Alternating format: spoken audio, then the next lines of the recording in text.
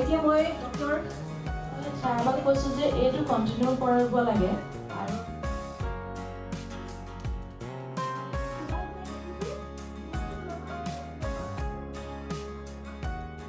আপোনালোকৰ যিখিনি মৰম আছে, যিখিনি হেঁপাহ আছে, যিখিনি প্ৰাৰ্থনা আছে, তাৰ বাবে আমিতো সদায় কৃতজ্ঞ আপোনালোকৰ ওচৰত। আৰু যিমানখিনি আপোনালোকে ইমান বছৰে জুবিনৰ বাবে আপোনালোকে আশীৰ্বাদ আগবঢ়ালে, মৰম আগবঢ়ালে, সেয়াটো কেতিয়াও কৈ শেষ কৰিব নোৱাৰোঁ। বা মাক চাই তেনেকৈ কৈছে, মা এই হস্পিটেলত থাকোঁতে যিমানখিনি আপোনালোকে কৰিলে, সেইখিনিৰ কাৰণে আমি কৃতজ্ঞতা ভাষাৰে প্ৰকাশ কৰি আমি শেষ কৰিব নোৱাৰিম।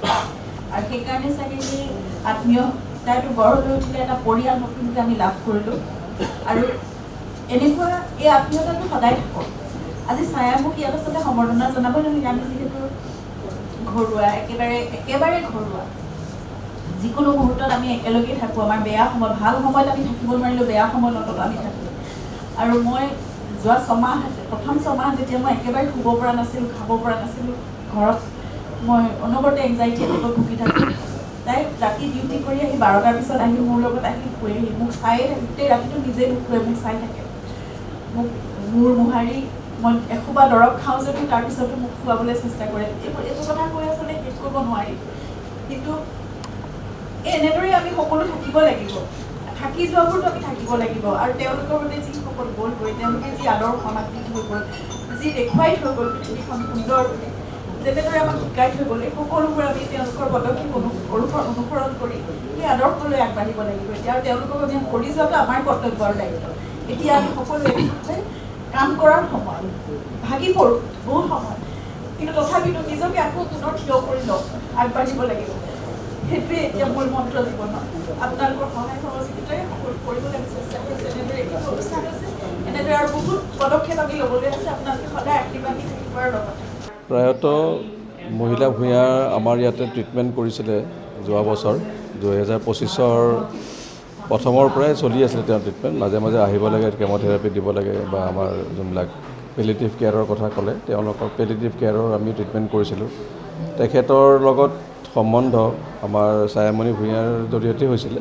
ছায়ামণিয়ে আগতে সুধিছিলে যে ইয়াতে আমি কেনেকৈ ট্ৰিটমেণ্ট কৰিম। তেতিয়া আমি ক'লোঁ যে আমাৰ ইয়াতে যিহেতু চৰকাৰে ইমানে উন্নত এটা ব্যৱস্থা কৰিছে ৰাজ্যিক কৰ্কট প্ৰতিষ্ঠানত, তেওঁ সেইটো সুযোগ ল'ব লাগে। আৰু সেইমতে আমাৰ কথা শুনি, যদিও তেওঁ এবাৰ বাহিৰত গৈছিলে, কিন্তু তেওঁলোকক তাৰ পৰাও ক'লে যে ৰাজ্যিক কৰ্কট প্ৰতিষ্ঠানতে গোটেইখিনি যি ব্যৱস্থা আছে সেইখিনি অতি উন্নতম, আৰু সেইখিনি তেওঁ গ্ৰহণ কৰিব লাগে। সেইবাবে তেওঁ ইয়াতে আহিলে, আমি ট্ৰিটমেণ্টখিনি কৰিলোঁ, যিখিনি আমি পাৰিলোঁ কৰিলোঁ।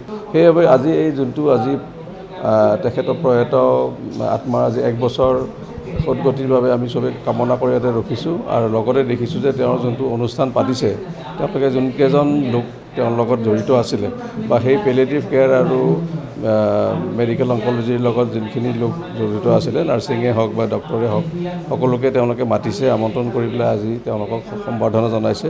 অতি ভাল কথা এইটো এটা। তেওঁলোকক এই কৰাৰ কাৰণে আমাৰ যোনখিনি স্বাস্থ্যকৰ্মী থাকে, তেওঁলোকক এটা উৎসাহ পাব।